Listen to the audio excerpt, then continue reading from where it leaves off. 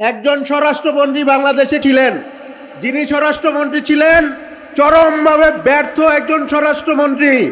তার সময়ে বাংলাদেশে চাঁদাবাজির স্বর্গরাজ্য বাংলাদেশ পরিণত হয়েছে, মাদকের স্বর্গরাজ্যে পরিণত হয়েছে।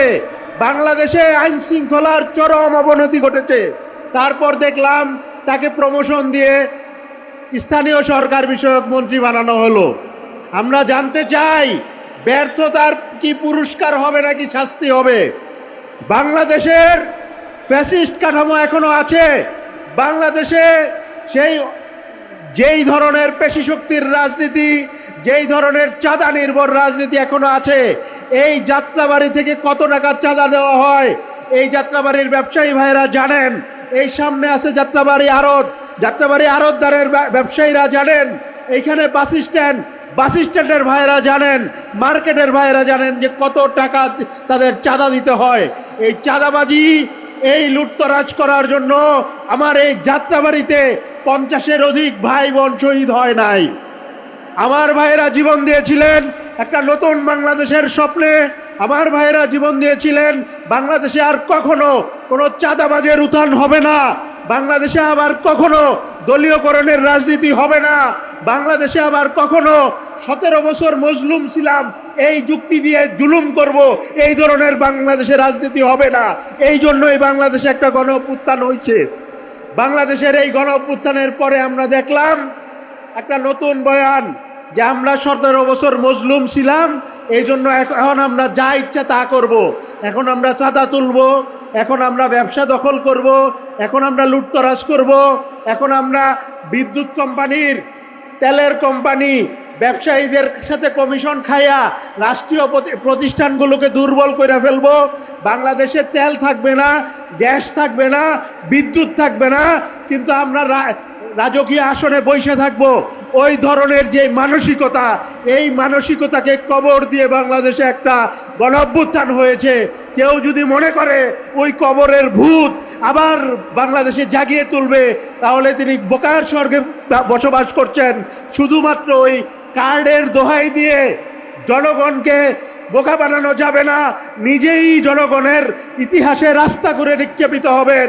আমরা শুধু বলবো যে এই দেশের জনগণ, আপনারা কার্ডের রাজনীতি করতে চাইলে জনগণকে বিদ্যুতের কার্ড দেন। আপনারা কার্ডের রাজনীতি করতে চাইলে আমার মা বোনদেরকে গ্যাসের কার্ড দেন। আপনারা কার্ডের রাজনীতি করতে চাইলে চাঁদাবাজি মুক্ত কার্ডের ব্যবস্থা করে দেন, যে আমি বাংলাদেশের নাগরিক, আমার আইডি কার্ড থাকলে, আমার বাংলাদেশের নাগরিক এই পরিচয় থাকলে আমার সাথে কেউ চাঁদাবাজি করবে না, এইটা নিশ্চিত করেন। আপনার কাছে আর কোনো কার্ডের রাজনীতি কেউ দেখতে চায় না। বাংলাদেশ একটা সুন্দর সমৃদ্ধ বাংলাদেশ হইতে হবে। এই কথা বইলা আপনি বাংলাদেশে আসছেন ছাত্র জনতার রক্তের উপর দিয়ে। 17 বছর আপনি বাংলাদেশে ঢুকতে পারেন নাই মানবিক কারণে। আমরা আপনার প্রতি শ্রদ্ধাশীল, সহানুভূতিশীল, কারণ আপনিও জুলুমের শিকার হয়েছেন। কিন্তু 17 বছর জুলুমের শিকার হয়ে আপনি যদি নতুন করে জুলুম করতে চান, মানুষ কোনো জালিমের দ্বারাও জুলুমের শিকার হইতে চায় না, কোনো মজলুমের দ্বারাও আর জুলুমের শিকার হইতে চায় না। আমরা চাইব একটা সুন্দর বাংলাদেশ গড়ার লক্ষ্যে সঠিক পথে আসুন, জনগণের কাছে জবাবদিহিতা করেন, দলীয়করণ বন্ধ করেন, জনগণের গ্যাস, বিদ্যুৎ, জ্বালানির সমস্যা সমাধান করেন, এই চাঁদাবাজি, দুর্নীতিবাজির বন্ধ করেন, একটা সুন্দর বাংলাদেশের পথে যাত্রা শুরু করেন। এইটা যদি করতে পারেন তাহলে বাংলাদেশের রাজনীতি সুন্দর হবে, আমরাও আপনাদের সহযোগিতা করতে পারবো। আর যদি না করেন, আমরা রাজপথে দাঁড়াবো, আমরা আবার রাজপথে দাঁড়াবো, আমরা চাঁদাবাজদের প্রতিহত করব। সেই ক্ষেত্রে কয়জন আলিফের চোখ আপনারা তুলে নিতে পারেন আমরা আবারও দেখতে চাই। ইনশাআল্লাহ একটা সুন্দর বাংলাদেশের যাত্রায় আপনারা সবাই আমাদের সাথে থাকবেন, এই আশাবাদ ব্যক্ত করে আপনাদের সবাইকে আজকের প্রোগ্রামে উপস্থিত হওয়ার জন্য আন্তরিক অভিনন্দন জানিয়ে আমার কথা শেষ করছি। আসসালামু আলাইকুম ওয়া রাহমাতুল্লাহ। রহিম, জাতীয় নাগরিক পার্টি এনসিপি ঢাকা মহানগর দক্ষিণ কর্তৃক আয়োজিত আজকের এই গণসমাবেশে উপস্থিত জুলাই গণ অভ্যুত্থানের মহানায়ক, এক দফার ঘোষক, বিরোধী দলীয় চিফ হুইপ এবং জাতীয় নাগরিক পার্টি এনসিপির আহ্বায়ক জনাব নাহিদ ইসলাম এমপি উপস্থিত আছেন। জুলাই গণ অভ্যুত্থানের অন্যতম অগ্রসেনানী জাতীয় নাগরিক পার্টি এনসিপির সংগ্রামী মুখপাত্র জনাব আসিফ মাহমুদ সজীব ভুইয়া সহ জাতীয় নাগরিক পার্টি এনসিপির কেন্দ্রীয় নেতৃবৃন্দ, ঢাকা মহানগর দক্ষিণের কেন্দ্রীয় নেতৃবৃন্দ এবং বিভিন্ন থানা ওয়ার্ড থেকে আগত বিভিন্ন পর্যায়ের নেতাকর্মীবৃন্দ, আপনাদের সকলকে জানাই আসসালামু আলাইকুম। হাজারো শহীদের রক্তের উপর দাঁড়িয়ে যে গণ অভ্যুত্থানের পরে আমরা একটি জাতীয় নির্বাচন অনুষ্ঠিত হতে দেখলাম, সেই নির্বাচনের পরে আমরা আশা করেছিলাম দেশ সুষ্ঠুভাবে চলবে, দেশের নাগরিক তাদের যে সকল সুযোগ সুবিধা আছে সেগুলো তারা সঠিকভাবে ভোগ করবে। কিন্তু আমরা খুব অসহায়ের সাথে লক্ষ্য করলাম নির্বাচনের পর একটি দল তাদের পকেট ভর্তি করতে ব্যস্ত হয়ে গেল।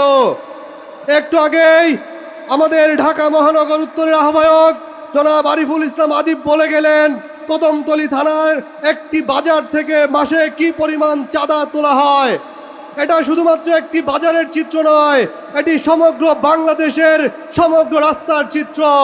প্রত্যেকটি রাস্তায়, প্রত্যেকটি মহল্লায়, প্রত্যেকটি দোকান থেকে, ভ্যান থেকে, প্রত্যেকটি ট্রাক থেকে, যানবাহন থেকে চাঁদা তোলা হচ্ছে। চাঁদা থেকে রেহাই পাচ্ছে না অটোরিকশা পর্যন্ত। সারাদিন তীব্র দাবদাহের পর যখন সাধারণ জনগণ একটু ঘরের ভেতরে ফ্যানের নিচে গিয়ে আরামের বাতাস খাবে, সেই সুযোগটি পর্যন্ত এই সরকার দিচ্ছে না। সারাদিন তীব্র লোডশেডিংয়ে এই গরমে পর্যুদস্ত পুরো জনপদ। প্রিয় ভাইয়েরা, 5ই আগস্টের পর ইন্টারিম সরকারের ক্ষমতা নেওয়ার পর এই বিএনপি বিভিন্ন জায়গায় অপপ্রচার শুরু করলো। তারা আসলে নাকি দেশ ঠিক হয়ে যাবে, তারা আসলে নাকি আইন শৃঙ্খলা রক্ষাকারী পরিস্থিতি ঠিক হয়ে যাবে, তারা আসলে দ্রব্যমূল্যের দাম নাকি নিয়ন্ত্রণে আসবে। কিন্তু আমরা দেখতে পেলাম নির্বাচনের ঠিক পর দ্রব্যমূল্যের দামের কি উগ্রগতি শুরু হয়েছে। কিভাবে মববাজি, সন্ত্রাসী কর্মকাণ্ড সহ হত্যা, খুন, রাহাজানি বেড়ে চলেছে। আমাদের সাবেক স্বরাষ্ট্রমন্ত্রী সবজান্তা শমশের তিনি মাত্র বিদায় নিয়েছেন তার মন্ত্রণালয় থেকে, কিন্তু বিগত 5 মাসে সারা বাংলাদেশে আইন শৃঙ্খলার যে অবনতি তিনি রেখে গেছেন তা থেকে কিভাবে উত্তরণ হবে আমার জানা নাই। প্রিয় ভাই ও বন্ধুরা, আপনারা দেখতে পাচ্ছেন আমরা যে সংস্কারের কথা বলেছিলাম সেই সংস্কারের জন্য জাতীয় ঐক্যমত্য কমিশনে যে সকল বিষয়ে বিএনপি একমত হয়েছিল তার মধ্যে একটি ছিল 70 অনুচ্ছেদ এবং রাষ্ট্রপতি নির্বাচন। কিন্তু নির্বাচিত হয়ে তারা সব কিছু ভুলে গেছে। তারা এখন রাষ্ট্রপতি নির্বাচনে 70 অনুচ্ছেদ কার্যকর করতে চায়। আমরা বলতে চাই, আপনারা জনগণের সাথে সংস্কারের নামে যে বাহানা শুরু করেছেন, যে উপহাস করছেন, তা জনগণ কিন্তু ভুলবে না, জনগণ মনে রাখবে। এবং অচিরেই আপনারা এই সংস্কার বাস্তবায়ন না করার জন্য সারা বাংলাদেশে এনসিপির নেতা কর্মীদের উপর যেভাবে আক্রমণ শুরু করেছেন, যেভাবে তারা সন্ত্রাসী কর্মকাণ্ড করে যাচ্ছেন, আপনার ছাত্রদল, যুবদলের সন্ত্রাসী বাহিনীদেরকে লেলিয়ে দিচ্ছেন। আমরা বলতে চাই এই অন্যায় অত্যাচার আমরা বেশি দিন চালু রাখতে দেব না। জনগণ যখন আবার রাজপথে নেমে আসবে, এক দল পালিয়ে ইন্ডিয়া যেতে পেরেছে, আপনাদের সেই সৌভাগ্য হবে না।